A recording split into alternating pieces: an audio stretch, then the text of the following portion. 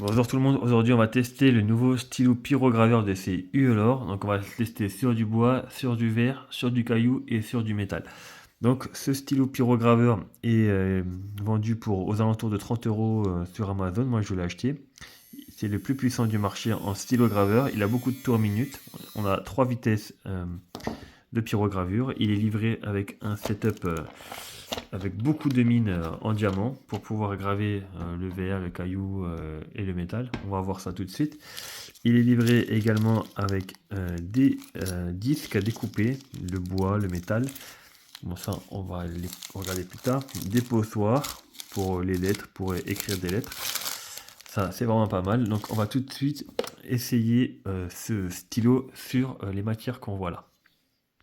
Donc déjà, Uelor est vraiment généreux avec toutes les mines, hein. Donc on va changer la mine. À l'arrière du stylo, on a une petite clé comme ça. On va venir dévisser ici des deux côtés. Hop, on vient tourner ici et on vient tourner ici. Et là, la mine sort. Là, on va choisir une mine pour faire de la précision parce qu'on va graver du verre et du caillou. Donc on va choisir une mine assez pointue. Celle-ci me paraît pas mal. Donc voilà, on va venir l'introduire dedans comme une visseuse. Ici, on va venir serrer les deux vis.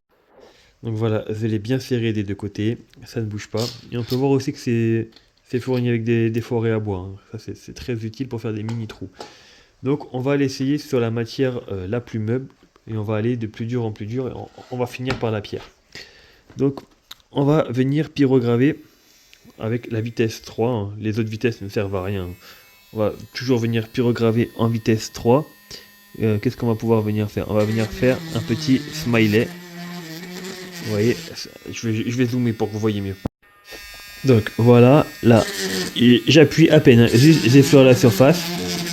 Pour le bois, c'est très utile. Et maintenant, je vais appuyer pour qu'on voit. Vous voyez, on peut vraiment venir travailler la matière. Bon, je vais faire un petit dessin, je vous montre. Difficulté, on peut venir vraiment rentrer dans la matière. Donc maintenant, on va venir essayer sur du verre. Pour pouvoir pyrograver le verre, on va écrire, voilà. Ah, cette mine-là ne marche pas pour le verre. On va mettre une mine plus fine pour le verre. On va mettre celle-ci. Voilà, j'ai pris la mine la plus fine. Pour le verre, il faut vraiment que ça soit fin. On va mettre la vitesse 3. Et on va pouvoir venir graver le verre. Ah, il y a un petit problème là. Alors là, ça, je ne m'attendais pas à ça. Donc c'est un verre de vitre, hein, de fenêtre. Et on peut voir qu'il n'est pas assez puissant pour graver le verre. Il peut graver certains verres, les moins résistants, mais les verres bien solides comme ça, il n'y arrive pas.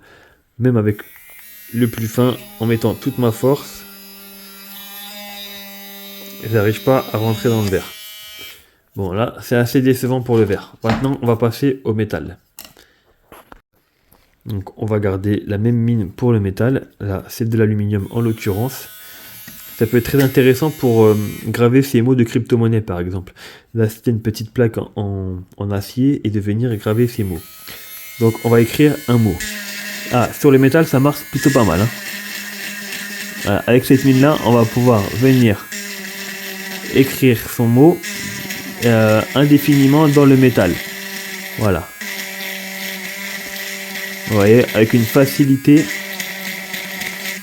C'est comme un stylo, c'est d'une extrême précision. Donc voilà, sur le métal c'est vraiment intéressant et ça rentre dans la matière avec cette mine qui ne s'abîme pas, qui va durer très longtemps. Bon, sur le bois c'est une réussite, sur le métal c'est une réussite aussi. Par contre sur le verre, grosse déception. Là où par contre je l'attends au tournant, c'est pour la roche, pour pouvoir venir sculpter la roche. Donc pour la roche, on va essayer de garder la même mine pour venir extraire les petits bouts de ce galet pour pouvoir faire des petites sculptures, hein. Donc allez, c'est parti, on va voir ce que ça donne.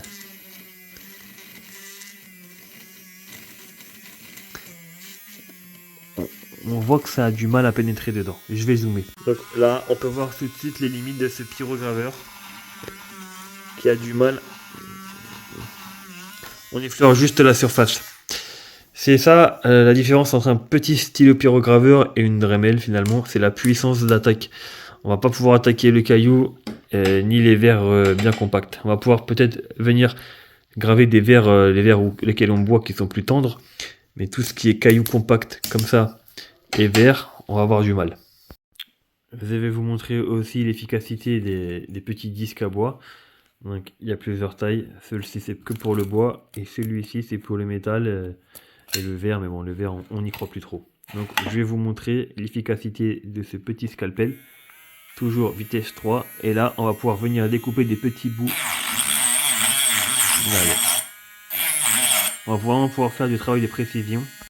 Donc bon, mon avis général sur ce stylo pyrograveur, c'est marrant pour bricoler, pour faire des petits trucs à la maison, mais c'est pas ce qu'il y a de plus puissant. Si vous voulez quelque chose de puissant qui rentre dans la matière, pour faire des sculptures, pour vraiment pyrograver en profondeur, je vous conseille les Dremel portables sur batterie. Donc Dremel c'est la marque de référence, mais vous avez moins cher à Lidl ou à Action. Vous avez la Dremel Action à 20 € avec beaucoup plus de tours minutes qui va pouvoir faire ce travail-là en plus puissant, avec un petit peu moins de précision parce que c'est plus gros. Mais voilà, si vous voulez vraiment rentrer dans la matière, faire des choses, casser des pierres, sculpter des pierres, du métal en profondeur, c'est pas ça qu'il vous faut. Ça, c'est bien pour un enfant qui veut s'amuser dans sa chambre à faire des petits dessins. Enfin voilà, moi je vous le conseille pas vraiment quoi.